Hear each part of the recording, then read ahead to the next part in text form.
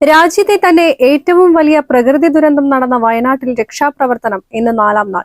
മുണ്ടക്കയിലും ചൂരൽമലയിലും ജീവനോടെ ഉള്ളവരെയെല്ലാം രക്ഷപ്പെടുത്തിയെന്ന് സൈന്യം പറയുമ്പോൾ ഒറ്റ രാത്രി കൊണ്ട് തങ്ങൾക്ക് നഷ്ടപ്പെട്ട ഉറ്റവരെ തേടി അലയുകയാണ് നിരവധി പേർ.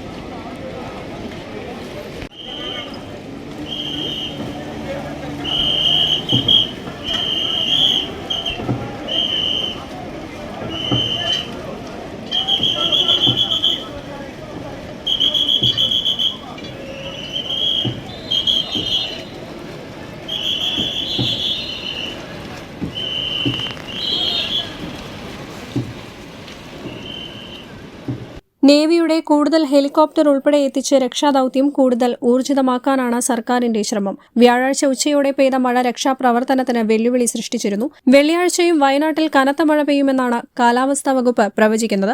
മഴയെയും മറ്റെല്ലാ പ്രതിസന്ധികളെയും അതിജീവിച്ച് രക്ഷാപ്രവർത്തനം കൂടുതൽ ഊർജിതമാക്കാനാണ് സൈന്യം ഉൾപ്പെടെയുള്ള രക്ഷാപ്രവർത്തകരുടെ തീരുമാനം. മേപ്പാടിയിൽ പോസ്റ്റ്മോർട്ടത്തിന് കൂടുതൽ ഇടങ്ങൾ സജ്ജമാക്കിയ ആരോഗ്യവകുപ്പ്. നിലവിൽ മേപ്പാടിയിൽ പോസ്റ്റ്മോർട്ടത്തിന് പ്രത്യേക ഇടം ക്രമീകരിച്ചിട്ടുണ്ട്. അതിന് പുറമെയാണ് ചുളിക്ക മദ്രസ ഹാൾ ഭാരവാഹികൾ പോസ്റ്റ്മോർട്ടം നടത്തുന്നതിന് വിട്ടു നൽകിയിരിക്കുന്നത്. News bureau, Wayanad.